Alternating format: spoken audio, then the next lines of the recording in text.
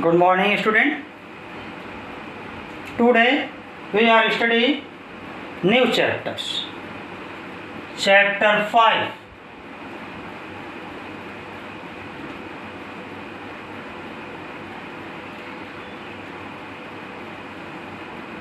Chapter 5. The name of chapter 5 is Law of Motion. Law of motion.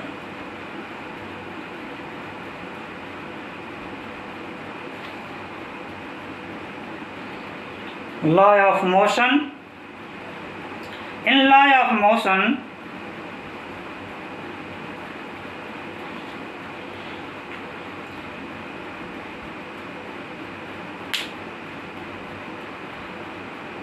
we study in last class 9 about a force. What is force? Force क्या है? ठीक, force क्या है? What is force? देखिए ये body यहाँ पर रखी हुई है जैसे एज ए डस्टर, ये अपने ही प्लेस पर पड़ी हुई है, ये अपने प्लेस से कहीं नहीं जाएगी। ठीक, कब तक? जब तक इसको कुछ पुश न किया जाए या पुश करने के लिए ट्राई किया जाए या इसको पुल किया जाए या पुल करने के लिए ट्राई किया जाए, तब तक इसकी कंडीशन में कोई चेंजिंग नहीं होगी। ठीक, तो this is called force. It is a force is a push or pull which either change or tends to change the state of rest or of uniform motion of body. अगर ये rest में है तो इस पर जो वो push करे या पुल करे या जिससे इसके स्टेट में चेंजिंग हो या try to change its state in rest or in motion is called force. अगर कोई ये बॉडी है अपने प्लेस पर तो ये बॉडी अपने ऐसे ही पड़ी है, अगर इसके स्टेट में चेंजिंग करनी है, ठीक, या चेंज करने के लिए ट्राई करना है तो इसको या तो हम पुश करें ऐसे या इसको पुल करें।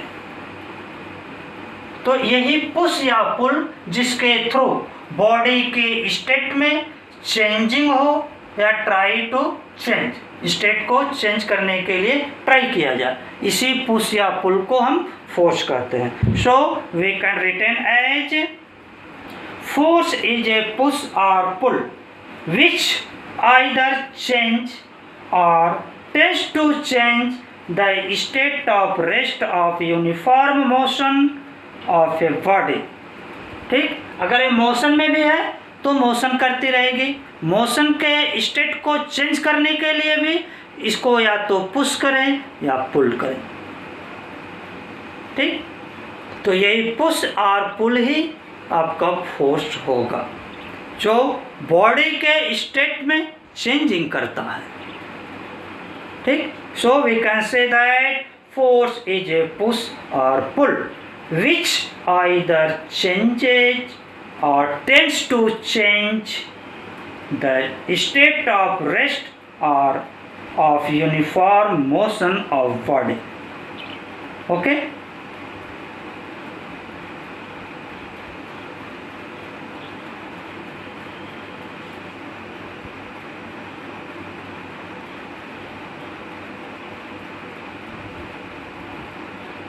इसके बाद आता है इनर्शिया।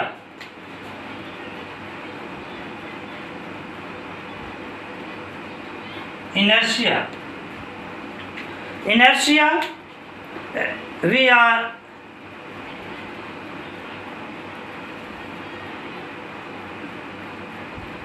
हम इनर्शिया के भी अबाउट लास्ट क्लास 9th में स्टडी कर चुके हैं। Inertia property by virtue of the body which opposes the change its state is called inertia. किसी बॉडी की वो प्रॉपर्टी जिसके थ्रू वो बॉडी अपने स्टेट में चेंजिंग का अपोजिशन करती है, उसी को हम इनर्शिया कहते हैं।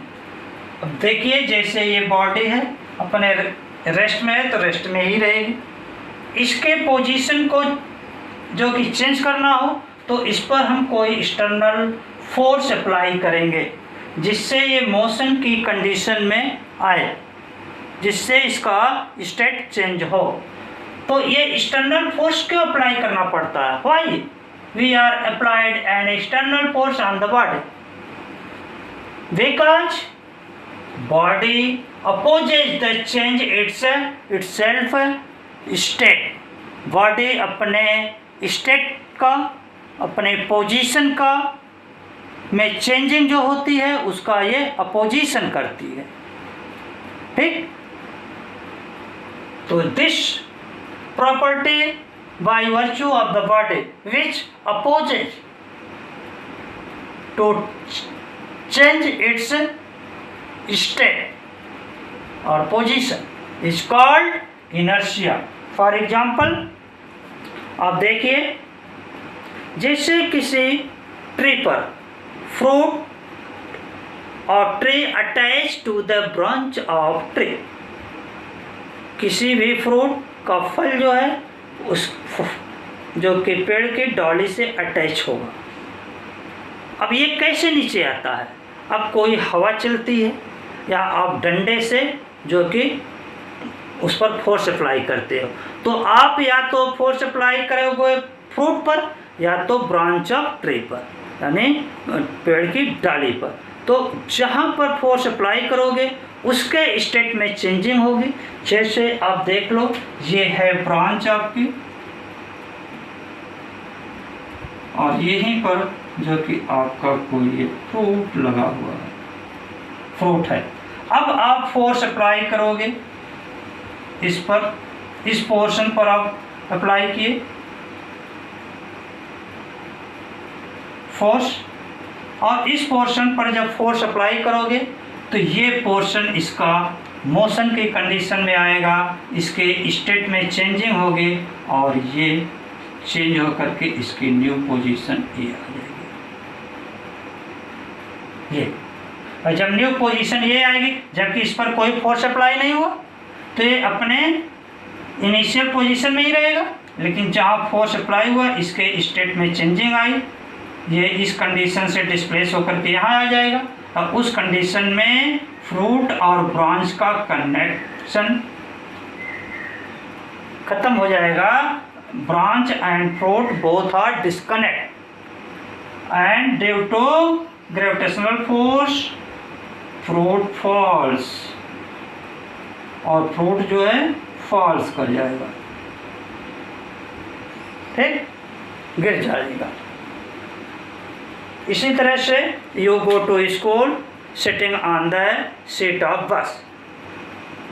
If driver applied suddenly brake, that is applied a force on the vehicle of bus, so bus is stopped, but you are motion position, so you want to always motion in the same direction, so you are move firstly forward direction and falls।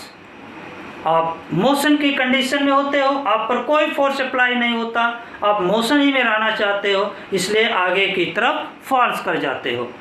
जबकि बस पर break के form में force apply होता है और bus stop position में आ जाती है, जिससे बस स्टॉप हो जाती है। लेकिन आप स्टॉप पोजीशन में नहीं जाते क्योंकि आप मोशन की पोजीशन में होते हो, इसलिए आप फॉरवर्ड डायरेक्शन में फॉल्स कर जाते हो। इसी तरह एक आपको गैलीलियो का एक्सपेरिमेंट है, उसको हम बताते हैं।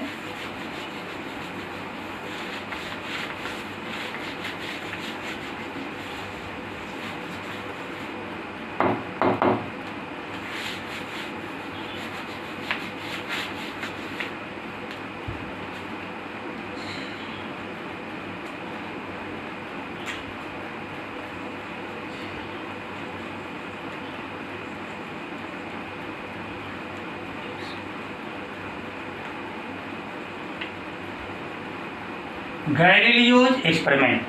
गैलीलियोज ने 3 टाइप्स के फ्रेम को लिया।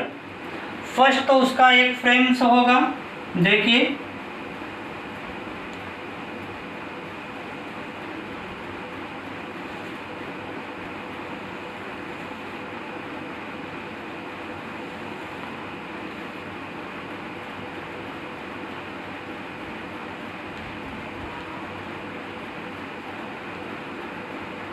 ये एंगल और ए एंगल सेम होंगे। दूसरा गैलीलियो का एक्सपेरिमेंट है,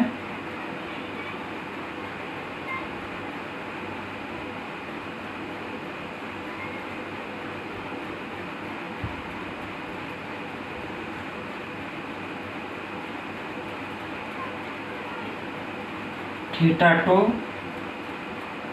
और यहाँ पर θ1। इस कंडीशन में आपका होगा θ1 is greater than θ2।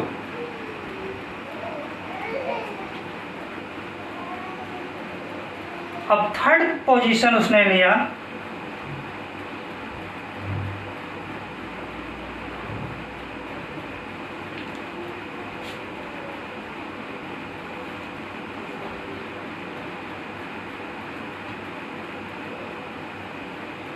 θ1 and in this condition θ2 is equal to 0, यानी ये लाइन प्लेन है। ठीक, इस कंडीशन में आप देखिए गैलीलियो का एक्सपेरिमेंट था कि इसने एक बॉल लिया यहाँ पर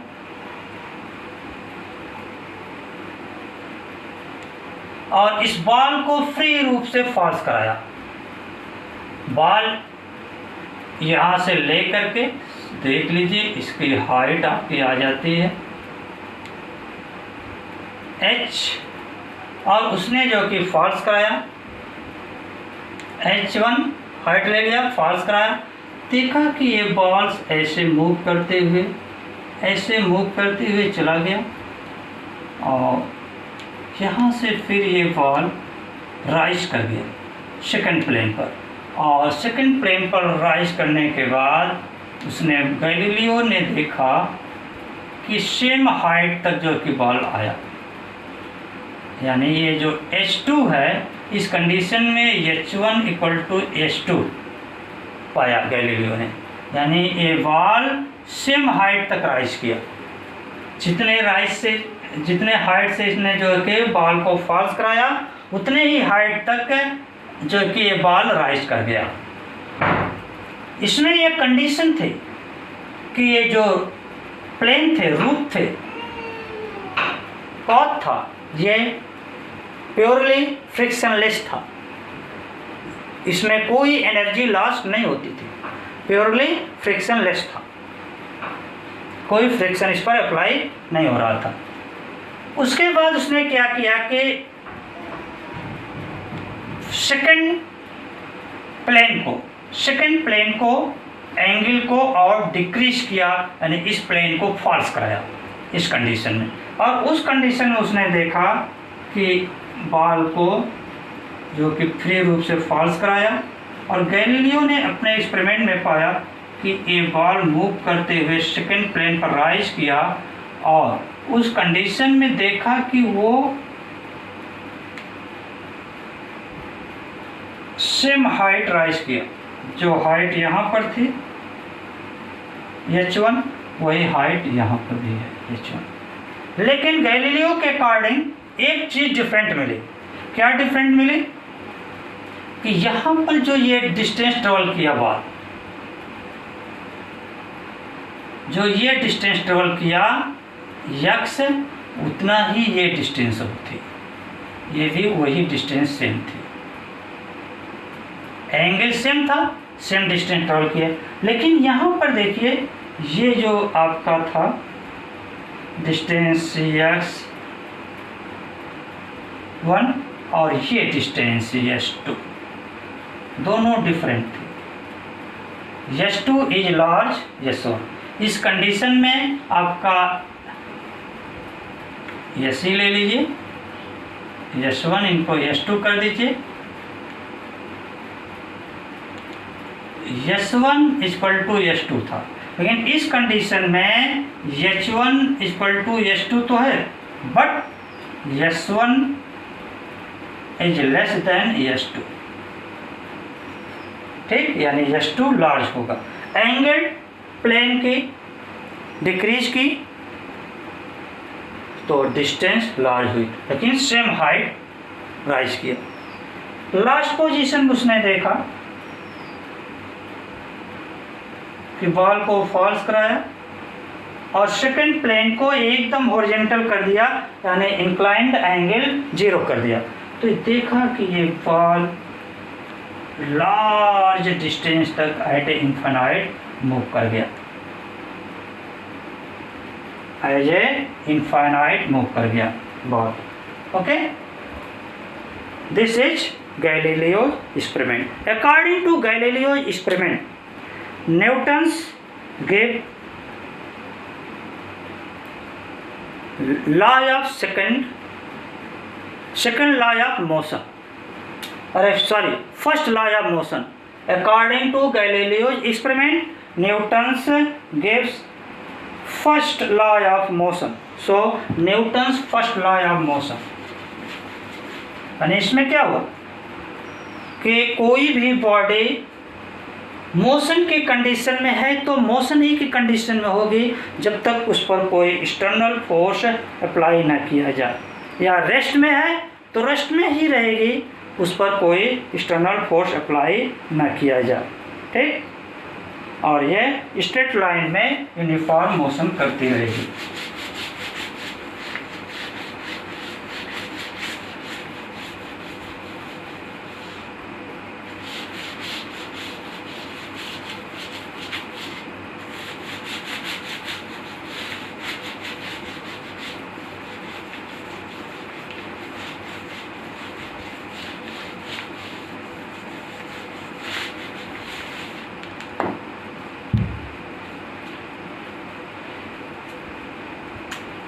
Newton's first law of motion,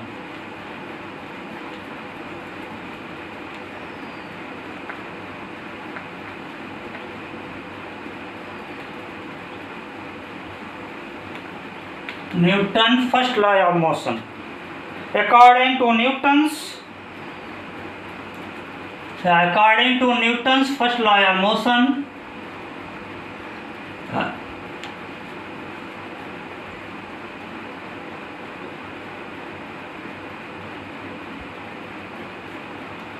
it states that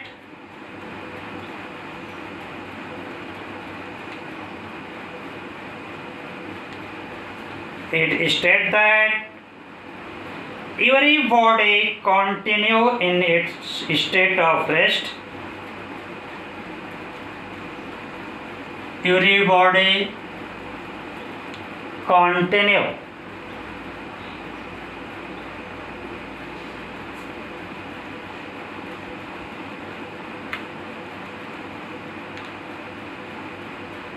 continues in its state of rest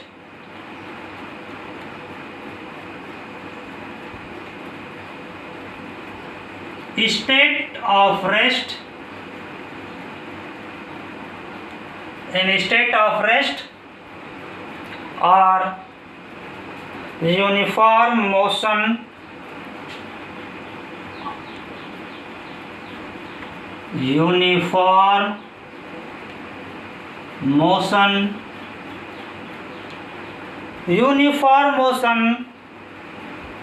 in a straight line.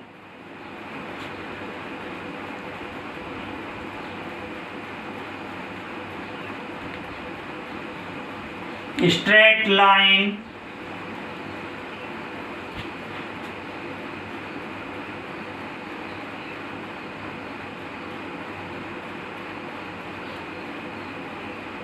in absence of external force.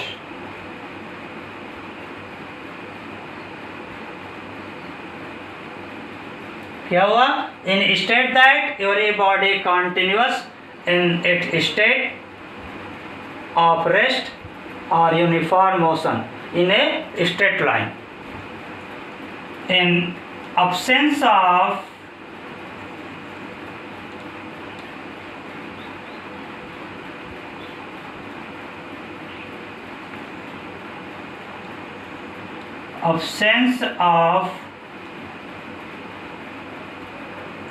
external force,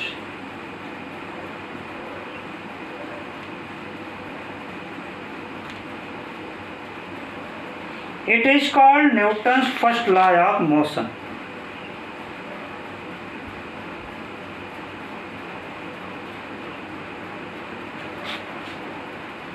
We can say that if a body in rest, then want to always in rest. If a body in motion, then along a straight line, then want always to motion along a straight line in absence of a external force. This is Newton's first law of motion. Okay, thanks.